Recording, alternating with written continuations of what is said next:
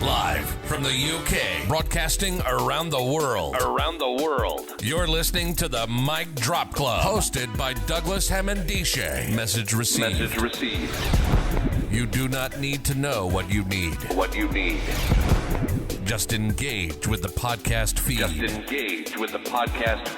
Providing weekly insights into cool stuff we've read, saw, did, or heard about what made us say, wow, eureka, damn, nothing is off limits. If it motivates and inspires you to reach your goals, then it shall be discussed. Featuring guest interviews from high performers and people of influence, and weekly awards for the best mic drop moment. This podcast is guaranteed to leave you pumped up for the week ahead. Don't just live life. Make life boom.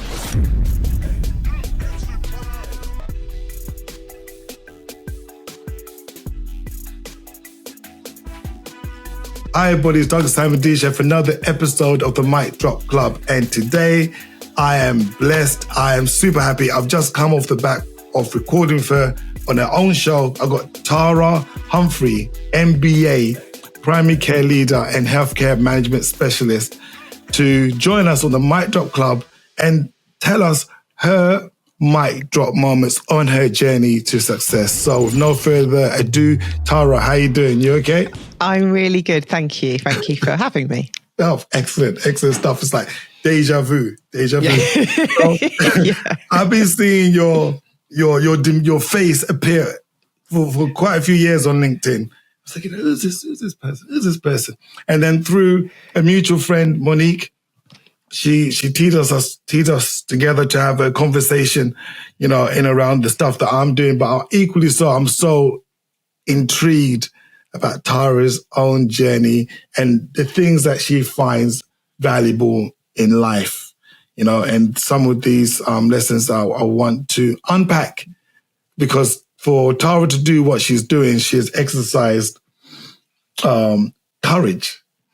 And I think that should be the theme of the conversation. How do you find courage? What does courage mean to you? But before we go into that, Tara, tell us briefly your journey. So I live in Whitstable, and I moved down from Camberwell when I was 6. I was fostered. So I've got 2 sisters and a brother, but I was only fostered with one of my sisters, and I called them my mum and dad, but they were my foster mum and dad. And I'm black. My foster parents were white. And so at 6, we moved down to Herne Bay. And people, I think, were like, what is this? What is this family? But I had a great childhood. I had fantastic parents. And I think my mum was a cleaner and she worked in a care home, and my dad worked in a paint factory. And I think from a really early age, I was like, I want to be successful. And my mum also was an Avon lady. So, and my dad had a paper round, and I just remember thinking, I just want one good job. I just want one job. I've seen my parents working really hard. And I think from a really early age, I was like, I don't know what being successful is, but I want to be it. I want to have enough money. I want one job. And I used to think, when I'm older, I'm going to wear a suit and I'm going to work in London. And that's what I really wanted to do. And my parents they were so cool. Whatever me and my sister wanted to do, they were like, yeah, no problem. Like, we did all the clubs, we quit the clubs, we did dance, we quit dance, we did all those things. And I've just been really lucky. Every step of my way, I feel like there's just people tapping me on the shoulder saying, like, Tara, have you thought about going to college?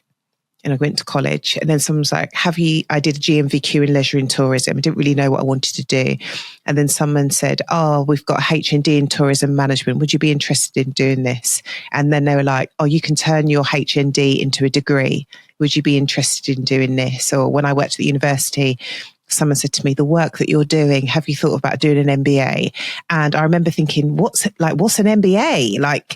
So I just had angels around me all the time going, do you want to do this? And I think, can I do this? I'd be like, yeah, I'll help you.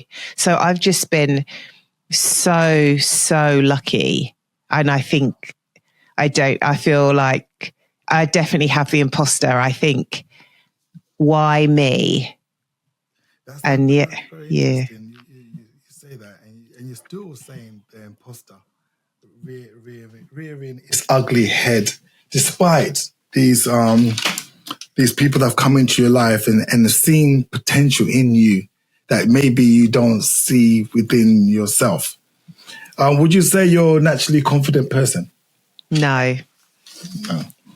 Okay. But I would say, and it's interesting, my imposter doesn't rear her ugly head. She's just like my friend. She just looks at me like, we're cool. But what I would say is that I am very ambitious. I'm very driven, and my drive overrides my lack of confidence. There comes a point where I just think I am doing it anyway. I will fret and, oh my God. But then something clicks. You know, like I turn the assignment in, I create the podcast, I write the blog, I do the presentation. So I'm not confident, but when I'm focused on the job, I'm confident, like I know how to do my job and I love my job. And when I focus on what I'm doing, I actually am confident. It's when I kind of take a step back, like the before and the after is like, yeah. No, that's so interesting, and it's echoed a lot by senior leaders and people who are entrepreneurial. Is that they know they have this innate ability to do it, but it's the quietness that they don't like. You know, that inner voice that says to that can come from many roots. You know, there was a time where that voice might not be in there, but there was certainly a time when the door was open and that voice came in and never left, you know, and then you can end up befriending that voice and saying, okay, fine. And that's a beautiful thing. So growing up, you know, in that mixed household, you know, do you think that played a positive role in your life? And I will send you a link, by the way. We spoke about politics earlier. You know, Medway Council have now passed a motion that people with care experienced people, should I say, should be treated as if it's a protected characteristic. Why? So go to my link. I will send you the direct message. It's the last thing I posted on, and that's what we spoke about just last week. So it's so fortunate. So yeah. So would you say that your experiences in that eclectic background has helped shape this, I would say, fearless resolve that you have, that you can do? I'd say yes and no. So I'd say yes in regards to my mum and dad never sat us down and kind of said, you know, like, we're not your mum and dad. Like we were just the girls. And so I speak to my friends that are black, you know, like I never had the conversation like, you're black, you're going to have to work like 4 times as hard. None of that. It was just like, you're just going to do, you know, like whatever you want to do, you're just going to do it. Like it was just so I was the positive is I was quite blind. I was blind to the racism. I would just rock up and just not get, you know, like I didn't see it. Like when I started to work, I kind of saw it, but I never, ever saw it. You know, like the hardship I had was like, what am I going to do with my hair? Like, what can I do with it? Like, what products can I buy? Because I live in a white area. But other than that, I think it was very positive that they just instilled with me, just work hard and you're just gonna make it. But I think the negative is that I've explored this recently. It's like, who am I? Guys, everybody ready? Atomic. Like who I feel like I'm going to cry. There's been certain situations where I've been in a group of black people, and this is important for people that can't see me. I'm dark, but sometimes I feel like I'm not black enough but I'm not white. So I'm not mixed. So sometimes being brought up with white parents, it's now I sometimes think, and I've got kids that are mixed race, it's like I don't have that cultural background. When people say to me, have you been to Nigeria? Or do you like this music? Do you like this artist? Or do you like this food? I don't have that experience, that background. So in some respects, I don't have the scars, or, like I don't have the fight that some people have had. But it does make me, I do sometimes think, who am I? Yeah, so that's so profound, Tara, and thank you for sharing that. With sensitivity and love, I want to unpack some of those things, because some of the things you're saying, I can speak to that too. I can demonstrate that in terms of my lived experience as well, coming to the UK as a refugee. But more importantly, one thing that rings true when I'm speaking to you, when I'm speaking to Monique, and I'm speaking to people that are doing what we are doing, when you speak, it's very vanilla. It's very clear. It doesn't come with a twang. Slightly exotic, but certainly not street. I follow my drift. What I mean by that is this: the language. I don't want to be vanilla. Well, it works. If you ever want to get into broadcasting, yeah, if you have a voice that's not region specific, you appeal to everybody. It's like being on Capital Radio, London station, with a Liverpudlian accent. You straight away grate a lot of people within the London area, But being able to, it's like a worldly. That's probably a better way of describing it. It's a worldly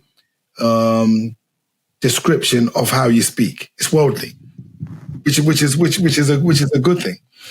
So in that, what I mean by that is, because we do not have a heavily influenced cultural history, sometimes we can feel like we're shut out of those conversations, because the people that are having those conversations, they're citing how pure they are, meaning I'm 100% pure. I was raised in the village. Everyone's in the village. So who are you to talk about my experience? Because you understand, you're disqualified from me having this conversation. And that, to me, growing up, really, really upset me. Really, really upset me, because I don't speak my mother tongue. I came here as a refugee. My language was stripped from me. I arrived in the UK when I was about 4 years old. So to stop me from being bullied, my parents had to stop speaking Shona to me, which is a language from Zimbabwe. I had to stop speaking. So I can't communicate with anybody. Okay, guys, everybody ready? Go deep. I know when I'm being cursed out. I know, Mic drop. right? But I can't go there. But I'm 100%, in terms of being proud of my Zimbabwean heritage. But they can't see past the language, because that's the first thing they hear. It's the first thing that shuts down. So in terms of who am I and who are you, what things are you doing on this journey? Do you get fleeting glimpses of who you are? And if so, where those manifest? Say, this is really me. This is real joy. So I think it's, like we've all got a very long story. I will not bore you with it, but I suppose I am in touch with my birth mother and my brother. So I get, and especially my brother Honest is fantastic. And when I go to Nigeria, I'm like, I want to go with him. So we are forging a closer relationship, and I get to learn more about him and my family and culture through that way. And I suppose me just being more open to my real blood family. So that is kind of one thing. And just, not saying like normal things, but you just research, you just read books, you listen to podcasts. But I think it starts with it's not so much, I want to ask my family. It's like a dual life. Sometimes I think it's like a sliding door moment. My life could have been so different. But then on the other half of me, and I've had therapy, is I say like, who am I? But then I think I'm Tara. You know, like I live in Whitstable. I've got my husband, I've got my kids, I've got a career, I've got my hobbies. So sometimes I think, or like we're through conversations, I think, like, where's the doubt? And I'm still working it through. Sometimes I feel solid, absolutely rock solid, and then there are other times I think I'm missing something. Or am I missing something? So I think it's just, I'm on a journey. Yeah. Wow, that's powerful. That's powerful. Normally when people say they feel solid some days, I try and steer them away from saying they feel hollow the other days as well. So being solid, yes, I totally welcome that. Something about culture. You know, like in parallel universes, if you give me permission to geek out for just 2 minutes, right? Some people say there's in a parallel universe, there are different versions of yourself doing different things. So there's a Tara somewhere that is having a different experience. There's multiple Taras out there. Do you go to sometimes imagination and think, okay, there's a version of me that maybe is in a high rise somewhere in the city, London, 3 baby fathers. Yeah. No.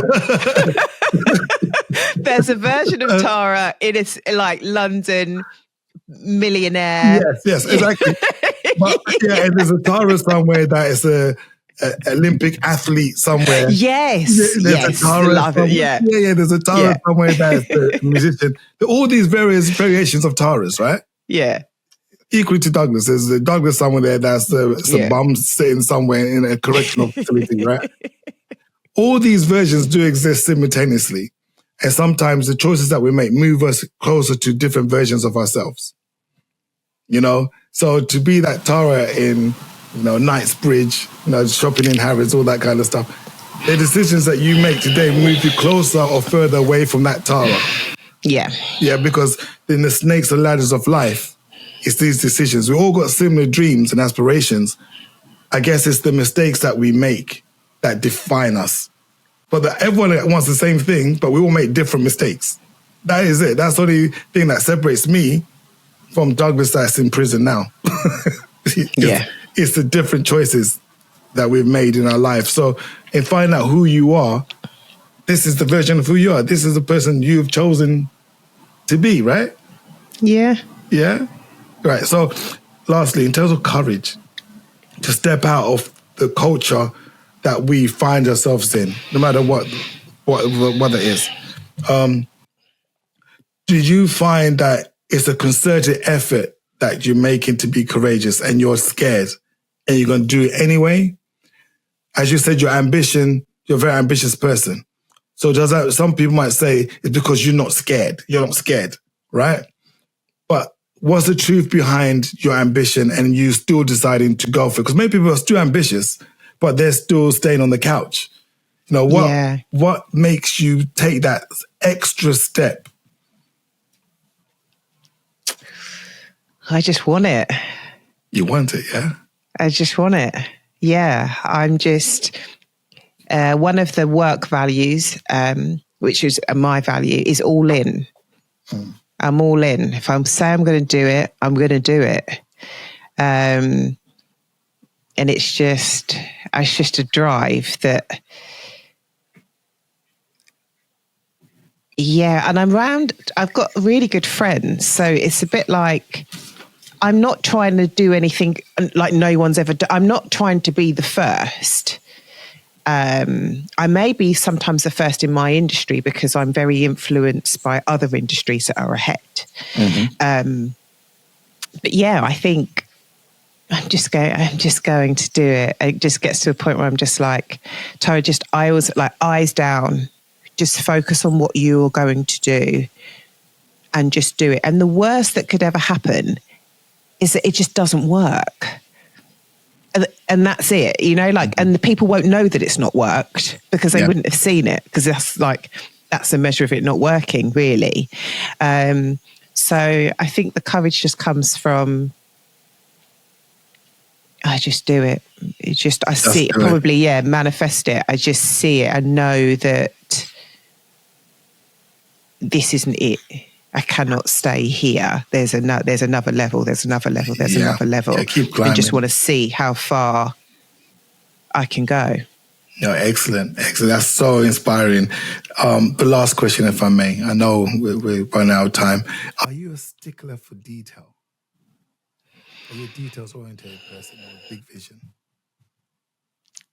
I think my team would say yes.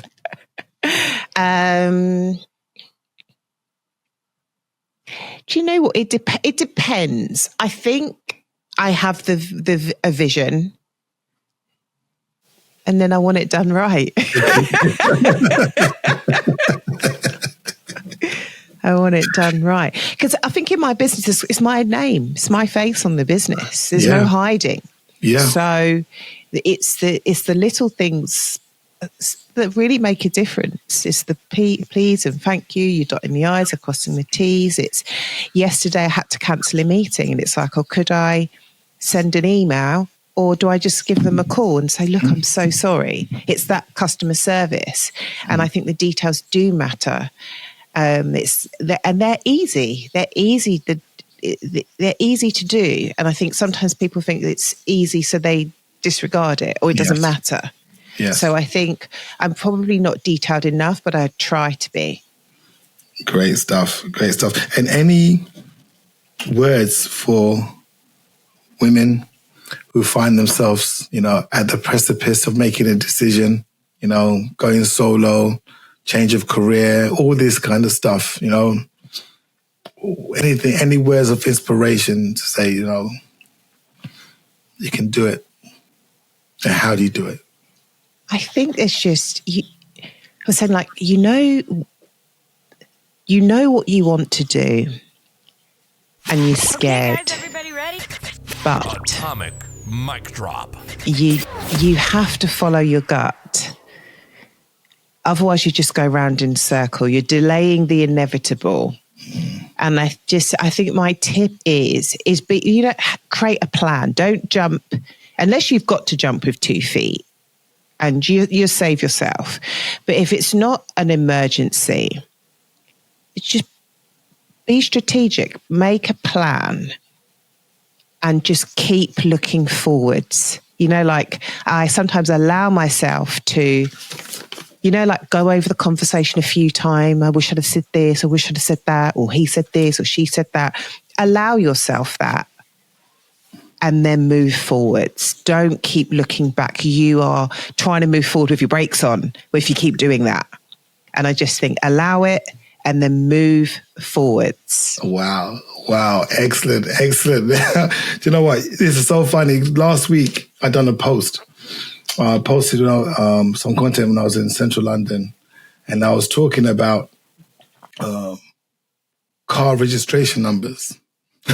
And as a geek, some car registration numbers are so expensive, and what's the value in having King 1 and all these number plates that are unique? And so growing up in that car culture, I've always had this fixation on this one number plate that when I arrive, you would know I've arrived because I have this number plate on this car, right? So allow me to divulge.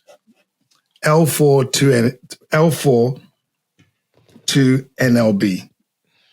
Yeah, it might not look interesting to the average eye, but it's L4 to NLB. So that is looking forward to not looking back. So yeah, if you ever see that on a car that I'm in, I've made it. Tara, it's been amazing. Yeah, you've definitely set the motion for my day. I really feel like I'm fired up, and I wish you all the success that you deserve, and reach those heights, those zeniths. And rather Mic Drop Club, our listeners, I know you guys got a lot of value from this conversation. So tune in for a lot more. Tara, thank you very much. My pleasure. Take care. Thank you for listening. Don't forget to check out micdropclub.com and get the show notes and useful links. Subscribe to the podcast. Don't just live life, make life boom.